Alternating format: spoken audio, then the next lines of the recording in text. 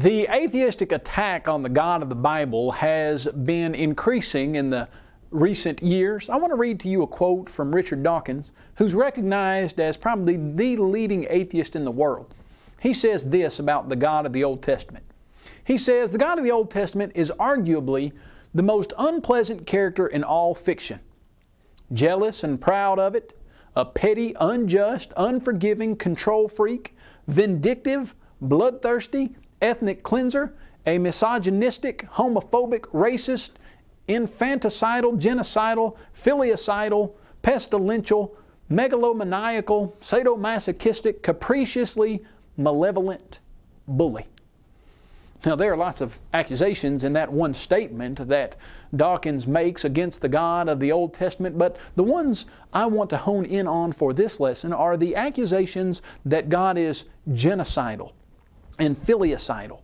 You see, the atheistic community looks at the God of the Bible and says, God kills people. And because the God of the Bible kills people, that makes Him immoral. Of course, Dawkins is not the only one who accuses God of this kind of activity. I want to read to you a statement from Christopher Hitchens. Christopher Hitchens says, God is an evil monster. And he says, the actions and instructions in the Old Testament from God cause the ground to be forever soaked with the blood of the innocent. There again, Christopher Hitchens says that the God of the Bible has killed so many innocent people that the ground is forever soaked with their blood, and that's one thing that shows that the God of the Bible can't be a perfectly moral God. Of course, Hitchens and Dawkins are not the only ones who have made these kinds of accusations. Dan Barker said this about God. He said, there is not enough space to mention all of the places in the Bible where God committed, commanded, or condoned murder. You see the accusation there. God can't be a moral God because He has committed, commanded, and condoned murder. God kills people. That's wrong. And the atheistic community claims to have a moral superiority that can look at the Bible and show that that is wrong.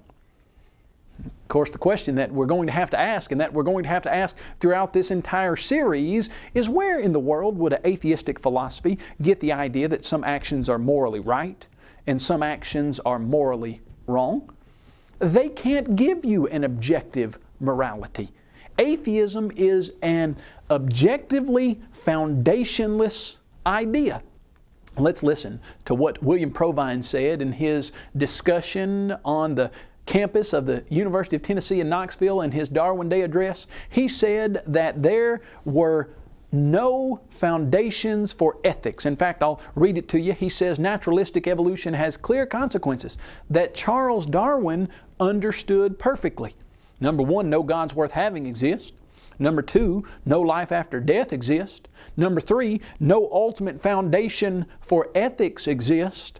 Number four, no ultimate meaning in life exists. And number five, human free will is non-existent.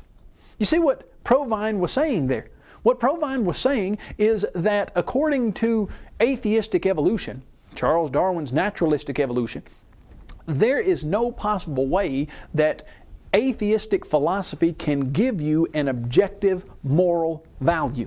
Now, the atheistic community would like you to think that they have a foundation upon which they're claiming that this is right and this is wrong, and they'd like to appeal to your emotion and to say something that is implied in their statement. Hey, everybody knows it's wrong to kill people, and the God of the Bible has commanded or condoned killing people, and so the God of the Bible must not be a moral God. But if you're to analyze that for what it really says, you're going to have to ask the atheistic community, upon what are you basing your idea that it's wrong to kill people? William Provine would tell you that there's no basis for that, no foundation for that. Now, of course, Provine's not the only one that recognizes that that's one of the moral implications of atheism. Friedrich Nietzsche recognized this very well. And Nietzsche said, and I quote, "We believe that severity, violence, slavery, danger in the street and in the heart, secrecy, stoicism, tempter's art, and devilry of every kind, that everything wicked, terrible, tyrannical, predatory, and serpentine in man serves as well for the elevation of the human species as its opposite. You hear what Nietzsche says? Humans have evolved to a certain level of superiority over the animal kingdom.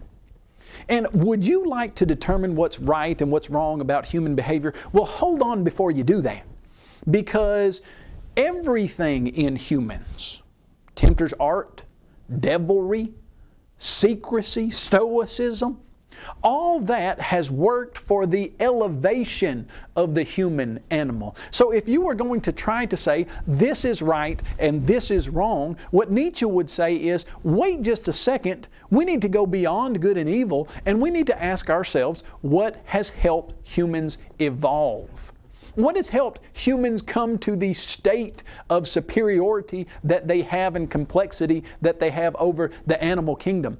And the answer to that, according to Nietzsche, and according to the absolute implication of the idea that there's no God, is that whatever is good for the elevation of the human species can't be called bad. Well, what does Nietzsche say is good? Severity, everything serpentine in man. How in the world could you call that good? Well, there's only one way you could call it good. And that's if there's no God and there's no moral standard and there's no foundation upon which to base an ethic, then you would have to say, you'd be forced to say, well, we don't like it. We don't think that a society can continue to prosper because of it. But if you were to say, is this wrong? The atheistic community can't say it's wrong. They can say they don't like it. They can say they'd like to see it something different or some way differently. But they cannot say it's objectively morally wrong. Because if they do, if they say it's objectively morally wrong, then that means there's an objective moral law. And if there's an objective moral law, you can't get that from primordial slime. That doesn't evolve over millions of years. That has to come down from someone higher than humans. Where would you get that? There's only one place: a creator. As we're looking at this idea, you remember Provine said that Charles Darwin understood this perfectly. I'm going to show you just how well Charles Darwin did understand it. Let me quote for you a statement he made in his book, The Autobiography of Charles Darwin. He said, "A man who has no assured and ever-present belief in the existence of a personal God, or of a future existence with retribution and reward, can have for his rule of life, as far as I can see, only to follow those impulses and instincts which are strongest or which seem to him the best ones." You see what Charles Darwin said? If a person doesn't believe in a God, if he doesn't think that there is going to be a future existence of retribution and reward, the best that person can do as it relates to morals is to follow the instincts and impulses that seem the best ones to him. Now, let's go back to this question, the atheist saying, well, the God of the Bible condones and commands people to be killed, and that makes him immoral. No, atheism can't give you what is moral or immoral, so they have no ground upon which to stand. But looking at the situation, does God command certain people to be killed? Yes. Nothing about that the Christian theist is trying to run away from Genesis all the way to the book of Revelation. You see God commanding or directly causing a person to be killed. Why is that? I'll tell you what you see in lots of places. You see God bringing in righteous judgment on people who were so murderously sinful they needed to be eliminated. You see the God of the Bible bringing in justice. Now, Dan Barker said there's not enough space to mention all the places in the Bible where God committed, commanded, or condoned murder. But if you were to look in the Bible and you were to look at that murder that Barker is suggesting God committed, much of it is in relation to the evil, wicked things that the Israelites or other people were doing, and that's why they were punished. Look in the book of Leviticus in chapter 18, verses 24 through 25. You read this: "Do not defile yourselves with any of these things, for by all these the nations are defiled, which I'm casting out before you. For the land is defiled, Therefore I visit the punishment of its iniquity upon it, and the land vomits out its inhabitants. You see what's going on there? There are wicked, sinful people. In fact, if you were to look at what many of the nations were doing, they were sacrificing their children to Molech. They were committing sins and crimes that even according to modern day standards would call for, in many cases, the death penalty. And God is saying that these people are responsible for committing crimes, and that's why they need to be eliminated. When you present that to the atheist, they immediately backpedal and say, oh, okay, hold on, wait just a second. That's not what I'm really saying. I'm not saying all death in the Bible is bad. I'm just saying some of it is. I want to show you this backpedaling idea that's been done, and that is a frequent tactic. When someone says, hold on, not all the death is bad, then the atheistic community, many of them have to say, yes, okay, you're right. Let's look in the debate with Dan Barker and Peter Payne. Peter Payne had mentioned this fact that many of the people who were killed by God or commanded to be killed by God were very serious criminals. And Barker said this: maybe some of those men were guilty of committing war crimes. And maybe some of them were justifiably guilty, Peter, of committing some kind of crimes. But the children, the fetuses, do you hear what Dan Barker is saying there? He's saying, all right, hold on, you're right. It's not true that God is immoral for killing all people, because it might be the case, and you could argue that there were some of the people that God killed who were guilty of war crimes or guilty of other crimes that might possibly be justifiably punished in that way. But what about the babies? What about the fetuses? You see, the argument has now gone from God kills people to God kills innocent people. Is it true that in the Bible God has killed babies directly or indirectly? Absolutely, that's true. That's nothing that the Christian theist needs to run away from or has to run away from if he wants to contend that the God of the Bible is moral. When God brought in the flood on the world of the ungodly, there in Noah's day, estimated that there were 2 billion people. Out of those 2 billion people, were many or most of them adults who had committed crimes that would have been worthy to be punished by death? Sure. But were some of them, several thousand, several hundred thousand, most likely innocent children that had not committed crimes that would be worthy of a death because of criminal activity? Absolutely. Some of them were innocent children. But do you know the irony of this situation? The atheist says, hey, God's immoral for killing innocent children. But the atheist doesn't have a problem with killing innocent children. You say, hold on, yes they do. I don't see any atheists out there who are murdering any innocent children. No, you wouldn't see that. But you would see that the philosophy of atheism allows for the death of children. Let me read to you several quotes from the atheistic community. In fact, these are some of the higher-ups in the atheistic community as it relates to this idea of the death of innocent children. If you were to listen to Peter Singer, Peter Singer is recognized in the atheistic community as one of the leading ethicists in the world. In fact, in 2008, in Dan Barker's book, Godless, he said that Peter Singer is the leading atheist in the world as far as it goes with ethicists. So he says, Peter Singer is the world's leading ethicist. And here's what Peter Singer says. He says that a fetus is known to be disabled is widely accepted as grounds for abortion. Yet in discussing abortion, we say that birth does not mark a morally significant dividing line. I cannot see how one could defend the view that fetuses may be replaced before birth, but newborn infants may not be. Now, Peter Singer is certainly not saying that abortion is something that's wrong. In fact, he's saying abortion is something that's very right, a position that you certainly would never get from the Bible. The idea that a human could extinguish the life of an unborn child because it would be inconvenient or disabled or something along those lines. But Peter Singer says, I don't understand how morally a person could defend the position that you could kill a baby in utero. You could kill a baby before it's born because it's disabled or something like that. But after it's born, you couldn't kill it. And we're going to see the implication of that. What he's saying is, he thinks there ought to be a period after the birth of a child that the society assesses its value to society and then determines if it should stay alive or not.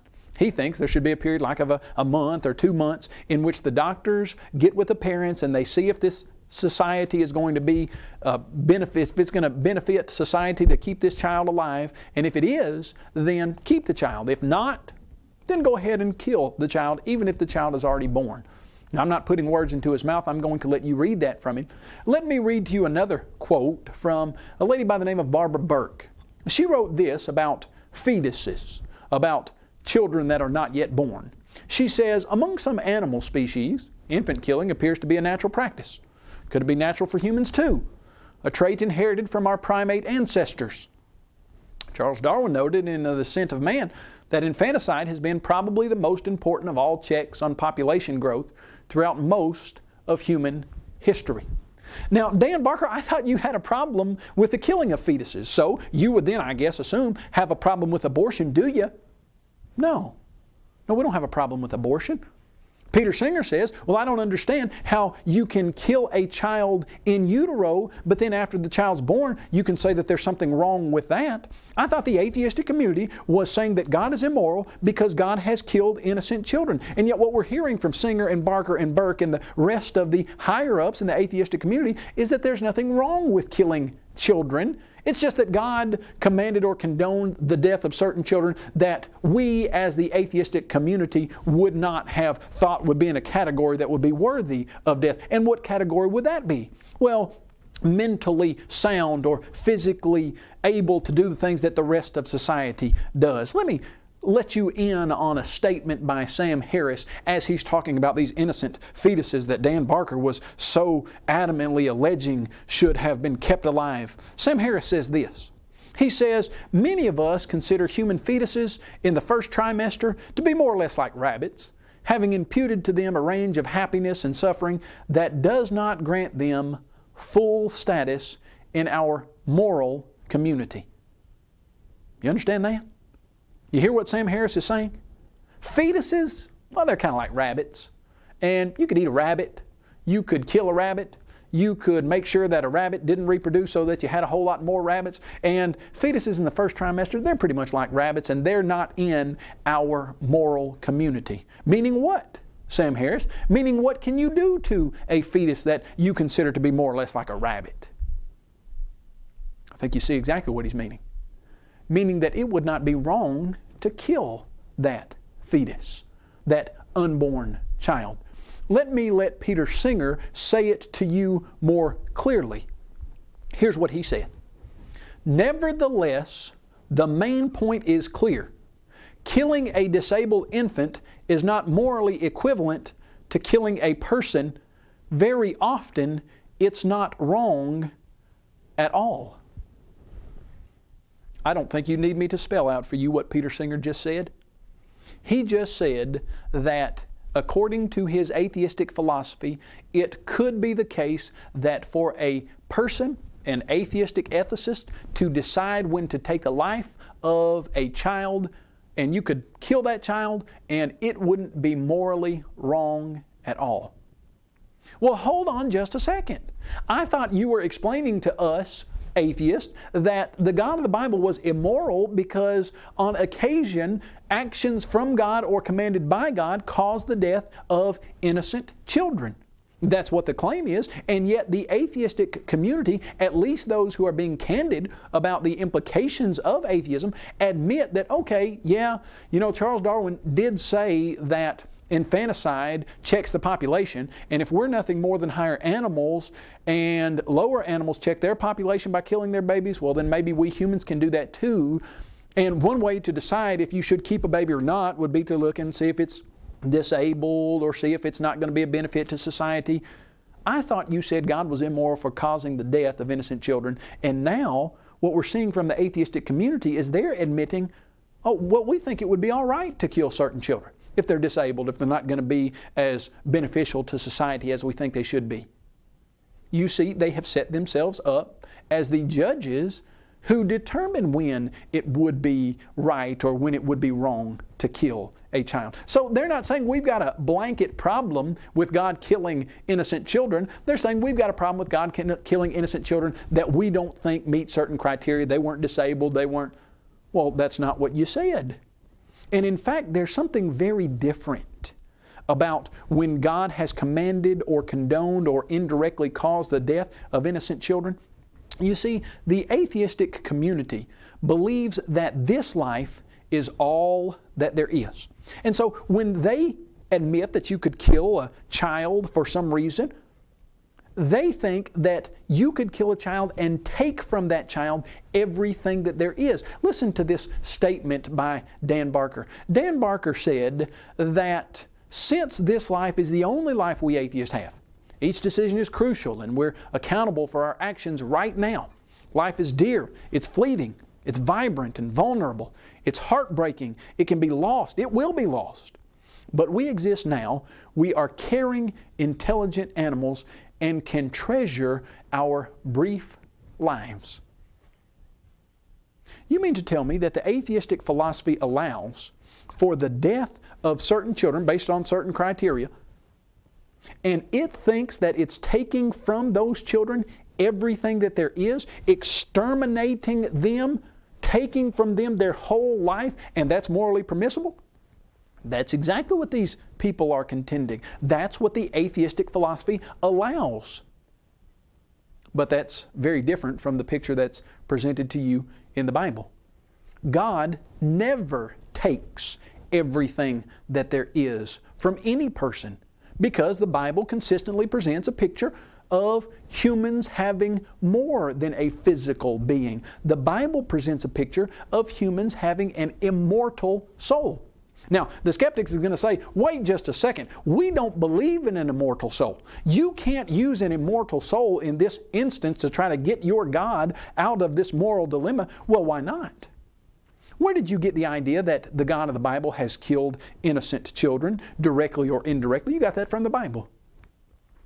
Are you suggesting then that you should take certain parts of the Bible but not allow the rest of the Bible to answer these alleged moral allegations against God? No, that wouldn't be fair at all. If an immortal soul makes a difference in this discussion, whether you believe it or not, if it shows that there's no immoral action on God's part, then you can't jettison that part of the Bible and accept the part where He allowed or directly or indirectly caused the death of innocent children. Does the Bible present a picture of all humans, including babies, as having an immortal soul? Absolutely, positively it does. Let's listen to some of those comments from the Bible. Jesus in Matthew chapter 16 verse 26 says, "For what is it to profit a man if he gains the whole world and loses his own soul? Or what will a man give in exchange for his soul?" You see, the Bible never says that God takes all that there is from a child. The atheistic community says that would be all right. The God of the Bible's never done that. Any time that the God of the Bible has taken the physical life of a person, He has never extinguished their immortal soul. So you can see right up front that the atheist claims that God's being immoral, but then the atheist admits that, oh, okay, we think that you could kill innocent children even if there's no immortal soul and even if we take from that child all that there is. The next question we would simply need to ask is, if God is so immoral for directly or indirectly causing the death of an innocent child, what happens to the innocent child? Are you saying that God is doing something to that child that's immoral? You're saying that God is taking something from that child? What's He giving the child? Well, it just so happens that if a child has an immortal soul, that under certain conditions you could show that physical death but eternal life would be a more preferred position than physical life. You know, when you read the Bible, you see that under certain circumstances it is the case that physical life could be a burden to people who are suffering in some types of ways. Let me read to you a statement by the Apostle Paul in Philippians chapter 1, 21 through 23. Paul said, "For to me to live is Christ, and to die is gain. But if I live on in the flesh, this will mean fruit from my labor. Yet what I shall choose I cannot tell, for I'm hard pressed between the two, having a desire to depart and be with Christ, which is far better. What was better for Paul? To depart this physical life and to be with Christ. Is it the case that in certain circumstances it would be better for a person to leave this physical life and to go on to his or her eternal reward? Absolutely, positively. Let's read a statement that's found in Isaiah. Isaiah chapter 57, 1 and 2, "The righteous perishes, and no man takes it to heart. Merciful men are taken away, while no one considers that the righteous is taken away from evil. He shall enter into peace. They shall rest in their beds, each one walking in his own uprightness." You see what Isaiah is saying? Sometimes a person will look at the death of a righteous, innocent individual and they will say, that is such a tragedy. But what they're not considering is that that life in the physical body was a burden to that righteous or innocent person, and it was better for them, for their eternal soul, to go on and be with Christ and to receive their eternal reward with Christ. So the atheist is saying, well, God is immoral because He's commanded the death of innocent children.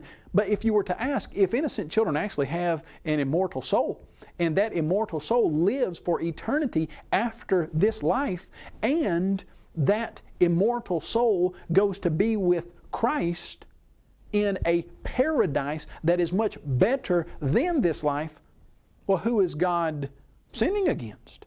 Are you saying that He's sinning against the innocent children, that He's taking to be with Him and pulling them out of a life of hardship and trouble? You see, again, the inspired psalmist says, "Precious in the sight of the Lord is the death of His saints." Well, the skeptic will then say, yeah, but you don't know that children go to heaven. What if when children die, they don't go to heaven? What if they go to hell that is pictured in the New Testament? You can't prove that children go to heaven, so you can't get God out of this alleged moral dilemma by saying that children go to heaven because you don't know that. No, actually we do. Actually, the Bible presents a very clear picture that when an innocent child dies, that child is in a safe condition and does, in fact, go to paradise to be with Jesus. Let me read to you several biblical passages along those lines. Matthew chapter 18, 3 through 5 says, "Assuredly I say to you," this is Jesus talking, "unless you are converted and become as little children, you will by no means enter the kingdom of heaven. Therefore whoever humbles himself as this little child is the greatest in the kingdom of heaven. Whoever receives one little child like this in my name receives me." That's not the only statement along these lines that Jesus made. In fact, in the book of Luke, Jesus made a similar comment when He said there in chapter 18, verses 16 through 17, "Let the little children come to me, and do not forbid them, for of such is the kingdom of God. Assuredly I say to you, whoever does not receive the kingdom of God as a little child will by no means enter it." You see the picture here that God, yes, has condoned, has commanded, has directly or indirectly caused the death of children, and will. In fact, the Bible presents to us a picture that when Jesus comes again, every single human physical body on this earth will be burned up and will be replaced by a different body. Now, what happens to the innocent children who are here when Jesus comes again? Their physical life is extinguished, but they have an immortal soul. So are you saying that God is immoral because He takes the physical life back from the child that He gave the child and brings that child to an eternal paradise and gives that child more than he had on this earth? Is that immoral? You can't say that's immoral. The only possible way that you could say that that would be immoral is if you didn't understand or believe that every human being has an immortal soul. Now, the skeptic says, yes, but why don't, if that's the case, why don't we just allow all innocent children and all Christians or whoever's in a safe position, why don't we just kill them? Why don't you Christians just go and kill all the people that are innocent and kill all the people who are Christians if Death is so good for these people, why don't you just let them go ahead and die or cause their death and allow them to go to heaven? Yeah, it's a good question. The answer is very simple. We're not in a position to know when a person's life is finished here. We're not in a position to know when that should occur. Who is in a position to know that? There are two reasons why only God has the prerogative over life and death of any person. Number one, God knows everything. Dan Barker said morality is simply acting with the intention to minimize harm.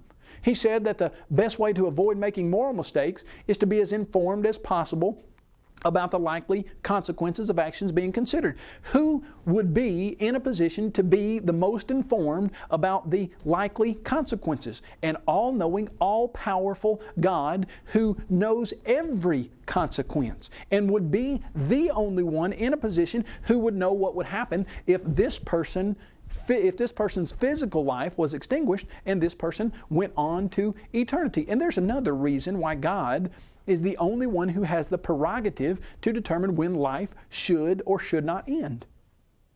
He owns it. He gave it. He's responsible for the physical lives of every human being in this world. If God gives physical life, He's the only one that has the prerogative to take physical life, or to say when physical life should be taken. Listen to Ecclesiastes 12, verse 7. Then the dust will return to the earth as it was, and the spirit will return to God who gave it. You see what the text is saying there is very simple. God is the one who gives physical life, and God is the only one who has the prerogative to take physical life. Not only because He gives it, but because He knows all of the consequences, and He would be the only one in a position to know exactly when would be the morally right time for a life to be extinguished. I think you're seeing that the allegation that the atheistic community makes against God cannot be sustained. God is not immoral for allowing the deaths or causing the deaths of innocent children. God is the perfectly moral being who knows every possible consequence and who gives physical life and takes that physical life under only certain conditions, and that is when a person has committed crimes that are worthy to be punished by that physical death, and or when He knows that that physical life has accomplished its purpose and He replaces or trades that physical life for an eternal paradise where the immortal soul of that individual lives forever. You see, there is a position here that's immoral, but it's certainly not the position of the God of the Bible. The position where an atheistic ethicist would take from a child all that there is, based solely on arbitrary contingencies that that person made up, not knowing the consequences and not being the giver of life, that's immoral. But the God of the Bible certainly is not.